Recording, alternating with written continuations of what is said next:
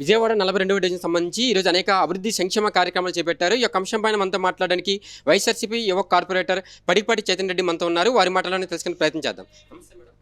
Madam చెప్పండి, కొన్ని వందల లక్షల రూపాయలతో ఈరోజు శంకుస్థాపన చేశారు, అంటే రోడ్ల యొక్క నిర్మాణం కోసం. ఏ విధంగా చెప్తారు మీరు మీ యొక్క డివిజన్ జరగడం ఏంటి?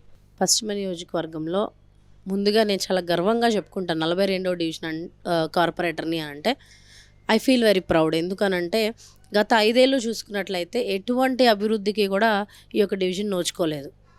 ఇక్కడ గతంలో టీడీపీ పాలన ఉండేది, టీడీపీ ఎమ్మెల్యే ఇక్కడే ఉన్నాడు, టీడీపీ కార్పొరేటర్ ఇక్కడే ఉన్నారు. అయినప్పటికీ కూడా కనీసం వారి సొంత స్వగృహాలు ఉన్నటువంటి రోడ్లను కూడా బాగు చేసుకోలేని దుస్థితిలో వాళ్ళు ఉన్నారు.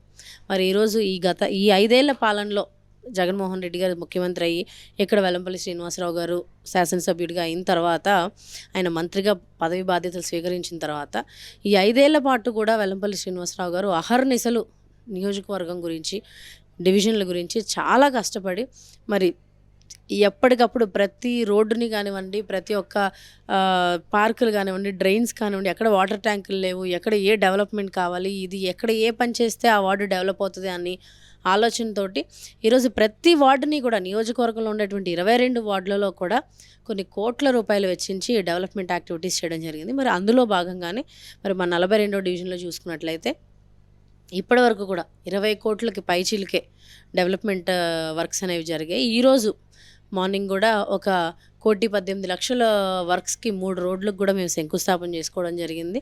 మరి ఈ 5 ఏళ్ల పాటు చూసుకున్నట్లయితే మా రైతు బజార్ రోడ్డు కానివ్వండి, అలాగే టెలిఫోన్ కాలనీ రోడ్డు కానివ్వండి, బట్టల తాతయ్య వారి వీధి, హెచ్పి కాలనీ రోడ్స్, వెల్లంపల్లి కాలనీలో ఉండేటువంటి రోడ్స్, మెయిన్ క్రామ్వే రోడ్డు కానివ్వండి, అప్నా బజార్ రోడ్డు కానివ్వండి, అన్నీ కూడా ప్రతి ఒక్కటి కూడా ఈరోజు 42వ డివిజన్లో ఏ రోడ్డుకి వెళ్ళినా సరే అన్నీ అందంగా తీర్చిదిద్దినటువంటి కొత్త రోడ్లే. 90% ఆఫ్ ద రోడ్స్ ఇప్పుడు ఆల్మోస్ట్ ఒక 70% కంప్లీట్ అయిపోయాయి, 20% అండర్ ప్రాసెస్లో ఉన్నాయి. అవి కూడా అయిపోతే 100% పైచీలకు వర్క్స్ అన్ని రోడ్లని కూడా కొత్త రోడ్లుగా తయారు చేసుకోగలిగాము. అదనంగా ఆల్రెడీ గతంలో ఒక పార్క్ ఉండేది మా 42వ డివిజన్కి. ఆ పార్క్ని రెనోవేట్ చేసుకొని ఒక కొత్త పార్క్ని కొండల బజార్ రోడ్లో వైఎస్ఆర్ పార్క్గా నామకరణం చేసుకొని అక్కడ ఇప్పుడు మొత్తం 42వ డివిజన్కి అతిపెద్ద పార్క్ అది. అక్కడ ఒక పార్క్ ఏర్పాటు చేసుకోవడం జరిగింది. వెల్లంపల్లి కాలనీలో 2 పార్కులు ఏర్పాటు చేసుకోవడం జరిగింది. మరి హెచ్పి కాలనీలో కూడా మరి ఇంకో 2 పార్కులకు ఆల్రెడీ శంకుస్థాపనలు జరిగి వర్క్ జరగాల్సి ఉంది. మరి అలాగే ఇదివరకు ఏదైనా హెల్త్ ఇష్యూస్ వస్తే ఎక్కడెక్కడో పక్క వార్డులోకో లేకపోతే పక్క నియోజకవర్గాలకో వెళ్ళి గవర్నమెంట్ హాస్పిటల్స్లో చూపించుకోవాల్సిన పరిస్థితి. ఈరోజు ఏ చిన్న హెల్త్ ఇష్యూ వచ్చినా సరే నా సొంత వార్డులో మా యొక్క 42వ డివిజన్ ప్రజలందరూ కూడా ఎటువంటి ఇబ్బందులు లేకుండా వెళ్ళి చూయించుకోవడానికి ఒక అర్బన్ హెల్త్ సెంటర్ని కూడా కట్టించడం జరిగింది. మాకు అందుబాటులోనే హెచ్బి కాలనీలో ఉంది. ప్రతి ఒక్క పేదవాడు కూడా ఎటువంటి రూపాయి కూడా వెచ్చించకుండా ప్రతి ఒక్క హెల్త్ ఇష్యూని కూడా అక్కడ చూయించుకునే విధంగా చాలా చక్కగా ఒక 10 బెడ్స్ హాస్పిటల్ని కూడా అక్కడ ఏర్పాటు చేసుకొని ప్రజలందరికీ కూడా సేవలు అందించడానికి అందుబాటులో ఉంది. అలాగే రామాలయం గుడి చూసుకున్నట్లయితే 42 లక్షలు అప్పుడు ఎండోమెంట్ మినిస్టర్గా ఉండి ఎండోమెంట్ శాఖ నుంచి ఆయన వెల్లంపల్లి శ్రీనివాసరావు గారు శాంక్షన్ చేయించి, ఆయన సొంత ట్రస్ట్ నుంచి మరో 2 లక్షలు శాంక్షన్ చేయించి పూర్తిగా ఈరోజు ఆ యొక్క గుడి ఒక పుణ్యక్షేత్రంగా తయారవడానికి ఆయన ఎంతగానో పాటుపడ్డారు. ఇలా చూసుకుంటూ వస్తే 42వ డివిజన్లో కనీ విని ఎరుగినటువంటి అభివృద్ధి కార్యక్రమాలు ఈ 5 ఏళ్ల పాటు జరిగాయి. ఇదే అభివృద్ధిని కొనసాగించాలి, మరింత మెరుగ్గా 42వ డివిజన్ని మేము తీర్చిదిద్దుకోవాలని చెప్పేసి ఖచ్చితంగా కష్టపడి పనిచేస్తామని చెప్పేసి కూడా మేము ప్రజలకు తెలియజేసుకుంటూ, మరి ఈ డెవలప్మెంట్ అంతా కూడా వైఎస్ఆర్సీపీ పార్టీ వచ్చిన తర్వాతే జరిగింది. మరి గతంలో ఇప్పుడు వస్తారు కొంతమంది నాయకులు టీడీపీ నుంచో లేకపోతే ఇంకొక పార్టీ నుంచో వచ్చే నాయకులకి ప్రజలు వేయాల్సిన ప్రశ్న ఒకటే. గతంలో మేము చాలాసార్లు మీ చుట్టూ తిరిగాం, మరి మా రోడ్లు జరగలేదు, మాకు పార్కులు అవ్వలేదు, మాకు మంచినీటి సరఫరా సరిగా లేదు. ఇప్పుడు వైఎస్ఆర్సీపీ పార్టీ గెలిచిన తర్వాత కావాల్సినంత డెవలప్మెంట్ జరిగింది. మరి ఏ మొహం పెట్టుకుని మీరు ఓటు అడగడానికి వచ్చారు?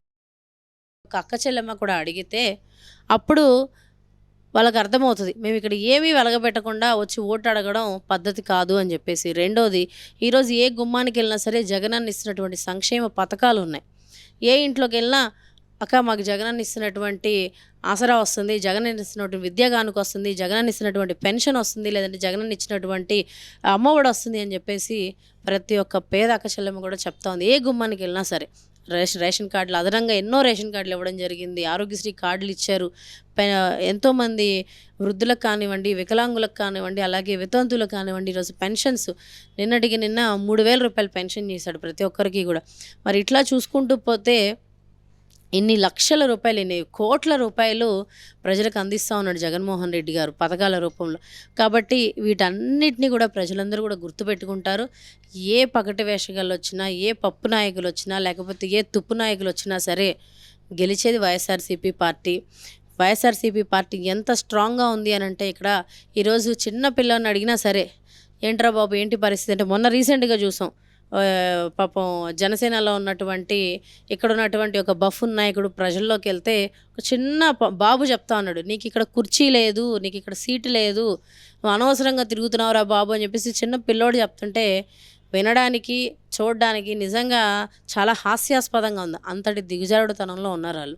కాబట్టి ఖచ్చితంగా ఇక్కడ గెలవబోయేది వైఎస్ఆర్సీపీ పార్టీ, రెపరెపలాడిపోయేది వైఎస్ఆర్సీపీ జెండా. ఒక్క విజయవాడ పశ్చిమ నియోజకవర్గమే కాదు, మొత్తం ఓవరాల్ ఆంధ్ర రాష్ట్రం అంతటా కూడా రేపటి రోజున ఎగరబోయేది 175 నియోజకవర్గాల్లో వైఎస్ఆర్సీపీ జెండా మాత్రమే. అంటే ఎన్నికలు సమీపిస్తున్న వేళ ముఖ్యమంత్రి గారు శాశ్వతమైన నిర్ణయాలు తీసుకుంటున్నారు, ఇన్ఛార్జీలు మారుస్తున్నారు. అంటే ఈ ఇన్ఛార్జీల మార్పు అనేది ఏమైనా పార్టీ పైన ప్రభావం పడే అవకాశం ఉందా, లేదంటే వైనట్ 175 దిశగానే వైఎస్ఆర్సీపీ ముందరికి వేస్తున్నారా? అసలు ఏంటి ఇన్ఛార్జీల మార్పు గురించి ఏంటి? సార్, జగన్మోహన్ రెడ్డి గారు ఏదైనా ఒక నిర్ణయం తీసుకున్నారు అని అంటే ఆచితూచి అడుగేసే వ్యక్తి ఆయన.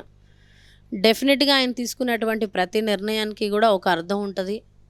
దానివల్ల ఎంతో కొంత పార్టీకి బెనిఫిట్ ఉంటేనే ఆయన తీసుకుంటారు అనే ఆ నమ్మకం మాకుంది. కాబట్టి పార్టీ ఎటు నడిపిస్తే అటు జగన్మోహన్ రెడ్డి గారి మీద అభిమానంతో ఆయన బాటలో నడవడానికి మేమందరం కూడా సిద్ధంగా ఉన్నాం. కాబట్టి ఇటువంటి తరుణంలో ఆయన కొంతమంది పార్టీ ఇన్ఛార్జీలు మార్చడం జరిగింది, నియోజకవర్గ ఇన్ఛార్జీలు మార్చడం జరిగింది. వాస్తవంగా పశ్చిమ నియోజకవర్గం ఇన్ఛార్జిని కూడా మార్చడం నిజంగా చాలా బాధాకరంగా ఉంది. ఎందుకంటే ఈరోజు పశ్చిమ నియోజకవర్గం మొత్తం కూడా 15 ఏళ్ల పాటు మరి కంటికి రెప్పలా కాచుకుంటూ ఏ పార్టీ వచ్చినా సరే తనే గెలుస్తూ తనే ఉంటూ ఈరోజు వెల్లంపల్లి శ్రీనివాసరావు గారు ఎక్కడ లేనటువంటి డెవలప్మెంట్ పశ్చిమ నియోజకవర్గానికి అందించారు. మరి అటువంటి వ్యక్తిని మేము ఈరోజు మా నియోజకవర్గానికి పోటీ చేయట్లేదన్న మాట నిజంగా మాకు జీర్ణం అవ్వట్లేదు. అన్నయ్య ఉంటే బాగుంటుంది అన్న ఆశ అయితే మా అందరికీ ఉంది. జగన్మోహన్ రెడ్డి గారు మరి ఎందుకు ఆ నిర్ణయం తీసుకున్నారు అనేది మరి ఈక్వేషన్స్ వల్ల మైనారిటీకి ఇవ్వాలి అన్న ఆలోచనతో తీసుకున్నారన్న మాట అయితే చెప్పడం జరిగింది.